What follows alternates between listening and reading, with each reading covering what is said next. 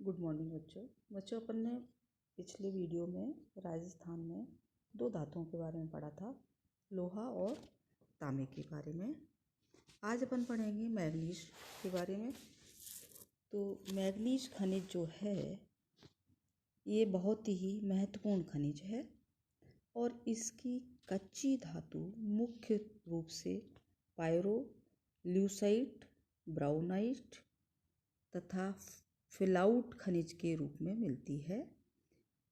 औद्योगिक दृष्टि से इस खनिज का बहुत महत्वपूर्ण मानी जाती है और इसका उपयोग मुख्य रूप से खनिज लोहे के इस्पात के निर्माण में, जब हम इस्पात का निर्माण करते हैं लोहे से, तो उसमें काम में लिया जाता है, इसका प्रयोग किया जाता है। इसके अलावा इसका प्रयोग बैटरी, शुष्क बैटरी, रंग रोगन, कीटाणुनाशक दवाइयाँ, चीनी मिट्टी के बर्तन आदि के निर्माण में इसका उपयोग किया जाता है। अगर हम उत्पादन की दृष्टि से देखें राजस्थान में, तो बांसवाड़ा जिले में सबसे ज़्यादा मैग्नीज पाया जाता है। इसके अलावा उदयपुर और जयपुर जिलों में भी कुछ मात्रा में मैग्नीज की खानें विद्यमान हैं। राजस्थान का जो मैग्नीज है वो घटिया किस्म का है। इसके अनुमानित भंडार 20 लाख टन। जयपुर और सवाई माधोपुर में भी ये क्वार्ट्स की जो चट्टानें, शिलाएं हैं, उनकी दरबारों में मिलता है। केवल बांसवाड़ा जिले में ही वर्तमान में मैग्नीज का जो व्यापारिक रूप से अगर खनन किया जा रहा है तो बांसवाड़ा जिले में किया जा रहा है। फिर आता है इसका उत्पादन, और बांसवाड़ा जिले में भी इसकी जो खानें हैं वो मुख्य रूप से तलवाड़ा, लीरवानी, नराडिया, सिम्बा भूरी, सिबोनिया, कालाखूटा और घटिया। इसके अलावा उदयपुर में नेगड़िया, स्वरूपुर और रामोसन, और अलवर जयपुर में थोड़ी बहुत मात्रा में मिल रहा है जिसका कि खनन नहीं किया जा रहा है। अब आता है इसका उत्पादन। राजस्थान में अगर मैग्नीज का उत्पादन देखें तो बहुत ही कम मात्रा में है।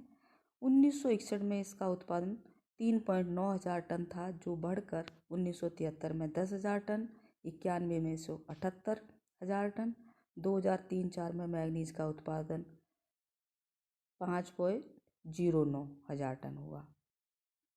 तो ये था राजस्थान में मैग्नीज। अब आता है राजस्थान में सीसा एवं जस्ता। सीसा अगर हम देखें तो एक मुलायम और भारी धातु है। इसी कारण इसका उपयोग विकिरणों से रक्षा के काम में आता है। देश का लगभग 97% सीसा जस्ता राजस्थान में उत्पादित होता है। राज्य का इस खनिज में प्रथम स्थान है। सीसा और जस्ता दोनों ही मिश्रित रूप से मिलता है। सीसा जस्ता मिश्रित इस अयस्क को गैलेना कहा जाता है। दोनों धातुएं जो मिश्रित होती हैं इसको क्या कहा जाता है? गैलेना। इसके उत्पादन में राजस्थान का एकाधिकार है। इन धातुओं का उपयोग मुख्य रूप से सिगरेट की डिब्बियों के अंदर वर्क, बंदूक की गोलियां, साइकिल के पंचर जोड़ने से के सॉल्यूशन होता है उसके लिए निर्माण किया जाता है। यह खनिज दो क्षेत्रों तक सीमित है, दक्षिणी पूर्वी क्षेत्र और उत्तरी पूर्वी क्षेत्र। दो भागों में राजस्थान में है, उत्तरी पूर्वी क्षेत्र और दक्षिणी पूर्वी क्षेत्र। अब आता है पहला दक्षिणी पूर्वी क्षेत्र। इसके अंतर्गत जावर माइन, जावर क्षेत्र उदयपुर से दक्षिण पूर्व दिशा में 40 किलोमीटर की दूरी पर ये जो खाने हैं जावर माइन या जावर खदान सीसा जस्ता उत्पादन के लिए बहुत ही प्रसिद्ध हैं। जावर खदान से ऐतिहासिक काल से ही, आज से नहीं, प्राचीन समय से ही उत्पादन हो रहा है।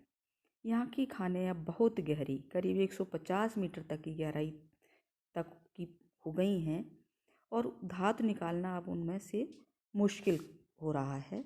जावर खान में जावर माला, बरोड़, मगरा मोचिया, मगरा खदानों से सीसा जस्ता निश्चित रूप से दोनों ही धातुएं एक साथ मिली हुई हैं निकाला जाता है। जावर माला मोचिया मगरा की पहाड़ियाँ लगभग 3 किलोमीटर लंबी और 15 से 2 किलोमीटर चौड़ी हैं। यहाँ 35 से 40 मीटर के अंतर पर विभिन्न 4 सतहों से प्रतिदिन 300 से लेकर 400 टन इस धातु का खनन किया जाता है, जिसमें 5% सीसा एवं 7% जस्ता प्राप्त होता है। इस सीसा और जस्ते के शोधन के लिए भारत सरकार ने उदयपुर से लगभग 10 किलोमीटर दूरी पर उदयपुर के प्रवेश द्वार पर देवारी गांव के पास शोधन संयंत्र स्थापित किया है, जिसमें प्रतिवर्ष 36,000 टन जस्ते का शोधन होता है। धातु शोधन में जो तेजाब प्राप्त होता है उससे उर्वरक बनाए जाते हैं। हिंदुस्तान जिंक का ये कारखाना अब विनिवेश की प्रक्रिया में आ गया है। इसके अलावा चित्तौड़ के चंदेरिया में एशिया का सबसे बड़ा सुपर जिंक स्मेल्टर संयंत्र ब्रिटेन की सहायता से 2005 में स्थापित किया गया है। जस्ते के शोधन से उप उत्पाद के रूप में सुपरफास्फेट एसिड और कैडमियम भी प्राप्त होता है। दूसरा आता है, इसी का पहला तो था जावर क्षेत्र, दूसरा है राजपुरा दरीवा क्षेत्र। ये भी उदयपुर के समीप ही दूसरा सीसा जस्ता उत्पादक क्षेत्र है। इसमें लगभग 2 करोड़ टन सीसे जस्ते के भंडारों का अनुमान है। यहाँ के विभिन्न जो मिश्रित जो सीसा जस्ता और चांदी भी इसके साथ, इसके अलावा तांबा भी प्राप्त होता है।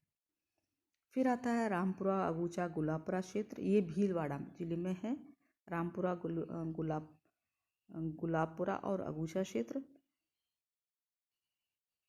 इस भंडारों से के आधार पर ही चित्तौड़ में तथा भीलवाड़ा जिले में चंदेरिया नामक स्थान पर जो संयंत्र स्थापित किया गया है वो इसी के आधार पर स्थापित किया है, जिससे हमारी जस्ते की आपूर्ति सुनिश्चित हो गई है। अन्य क्षेत्र के अंतर्गत दक्षिणी पूर्वी भाग में डूंगरपुर जिला के घुंघराव, मांडो, बांसवाड़ा जिले के बरडालिया क्षेत्र में भी, और इसके अलावा सिरोही जिले में जोपार और तुर्गी स्थान पर भी सीसे जस्ते के जमाव मिले हैं। ये तो था दक्षिणी पूर्वी क्षेत्र। अब आता है उत्तरी पूर्वी क्षेत्र। उत्तरी पूर्वी क्षेत्र की में देखें हम तो राजस्थान का जो सीसा जस्ता है के भंडार यहाँ पर अभी हाल ही सर्वेक्षण के माध्यम से पता चले हैं। इस क्षेत्र की प्रमुख खाने इस प्रकार हैं। पहला है चौथका बरवाड़ा। ये सवाई माधोपुर से लगभग 15 किलोमीटर उत्तर में जयपुर सवाई माधोपुर जो रेलवे लाइन है उसके समीप स्थित हैं। यहाँ पर सीसे और जस्ते के जमाव पर्याप्त मात्रा में है। फिर आता है अलवर जिले के गुढ़ा किशोरीदास क्षेत्र। अलवर जिला में यहाँ पर भी सीसे और जस्ते के जमाव मिले हैं। अब आता है उत्पादन। राजस्थान में सीसे और जस्ते का उत्पादन निरंतर बढ़ रहा है। 2001 से पहले यहाँ पर 365.8 हजार टन जस्ता निर्यात किया गया था। राजस्थान में सीसे जस्ते के लिए 89.2% देश के सुरक्षित भंडार यहाँ पर स्थित हैं। तो ये थे सीसा और जस्ता। इसके अलावा आता है टंगस्टन है, बेरिलियम है, चांदी है। ये भी थोड़ी बहुत मात्रा में राजस्थान में मिलती है। अब अपन बात करेंगे अधात्विक खनिजों की। राजस्थान में अधात्विक खनिजें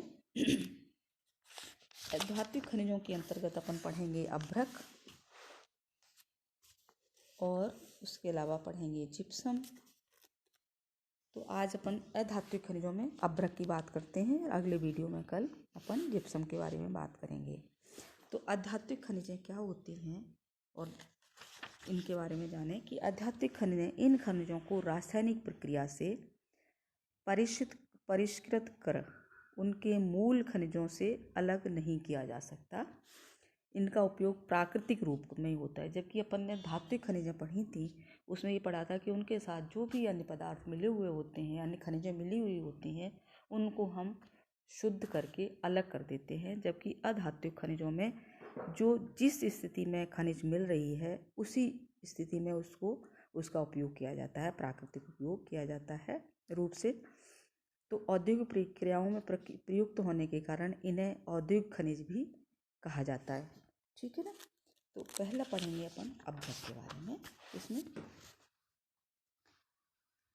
अभ्रक प्रायः आग्नेय और कायांतरित चट्टानों से, चट्टानें तो अपन ने पढ़ी है ना, 3 तरह की होती हैं, आग्नेय, कायांतरित और अवसादी, है ना। तो जो अभ्रक है वो कौन सी चट्टानों से मिलती है? मुख्य चट्टान हमारी कौन सी होती है? आग्नेय चट्टान, जो लावा से निर्मित होती है। तो और कायांतरित इसका बदला हुआ रूप होता है। तो अभ्रक कहाँ मिलती है? आग्नेय और कायांतरित चट्टानों से सफ़ेद, गुलाबी और गहरे हरे रंग में छोटे छोटे टुकड़ों में मिलती है। मैग्नेटाइट और पैग्मेटाइट चट्टानें अभ्रक का प्रमुख स्रोत हैं। राज्य में अधिकांश खनिज जो अभ्रक है वो पैग्मेटाइट चट्टानों से प्राप्त होती है। सफ़ेद अभ्रक पैग्मेटाइट नामक आग्नेय चट्टान से मिलती है। ऐसे अभ्रक को रूबी अभ्रक भी कहा जाता है और हल्का गुलाबीपन लिए अभ्रक को बायोटाइट अभ्रक कहा जाता है। तो वर्तमान में भस्म नामक चूर्ण जो कि आयुर्वेद में प्रयोग होता है, इसमें इसका अभ्रक का प्रयोग किया जाता है। यह पारदर्शी, लचीली, चिकनी, तापरोधक और विद्युत कुचालक होती है। जल, अग्नि और तेजाब का इस पर कोई विशेष प्रभाव नहीं पड़ता और 500 डिग्री सेंटीग्रेड ताप को भी आसानी से ये सहन करने की क्षमता रखता है अभ्रक। अभ्रक में एल्यूमिनियम, पोटेशियम और हाइड्रोजन के सिलिकेट भी मिले हुए होते हैं। अभ्रक उत्पादन में राजस्थान का भारत में बिहार व मध्य प्रदेश के बाद तीसरा स्थान है। राजस्थान में भारत के कुल अभ्रक उत्पादन का लगभग 15 से 18% भाग प्राप्त होता है। इसका मुख्य उपयोग औषधि निर्माण में, रबर के टायर, विद्युत उपकरणों में, विद्युत संचालन में, रेडियो विज्ञान, विद्युत भट्टियाँ, डायनोमा, तार व टेलीविज़न, वायरलेस, वायुयान, कंप्यूटर, मकान की छतों, इंसुलेटर, सजावट का सामान और रंग रोगन आदि में किया जाता है। अब आते हैं राजस्थान में इसके उत्पादन क्षेत्र। राजस्थान में भीलवाड़ा, उदयपुर, अजमेर, ब्यावर, टोंक, जयपुर और सीकर, इन जिलों में इसका उत्पादन किया जाता है। कुल अभ्रक उत्पादन का लगभग 15% भाग भीलवाड़ा व उदयपुर जिले से प्राप्त होता है। राज्य में सबसे ज़्यादा भीलवाड़ा जिले में इसका उत्पादन किया जाता है। तो इस दृष्टि से इनको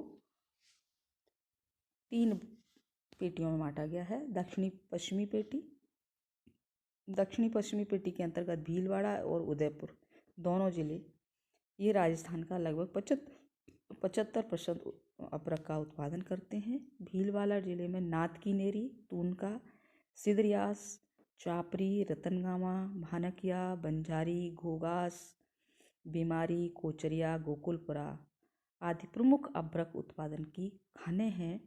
उदयपुर जिले में भावली, चंपागुडा, धूलामेतरा और गालवा ये प्रमुख खानें हैं। इस मेखला का अभ्रक हल्के काले रंग का होता है। दूसरा है उत्तरी पूर्वी पेटी।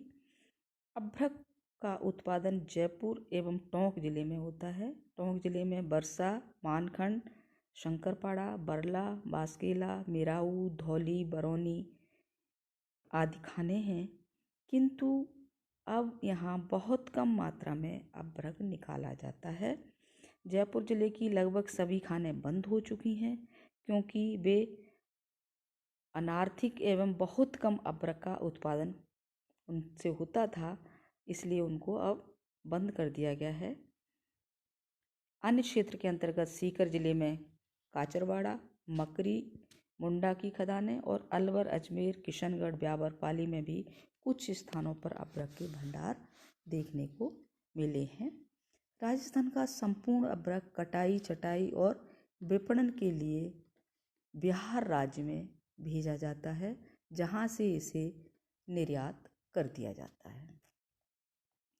तो ये था बच्चों अभ्रक।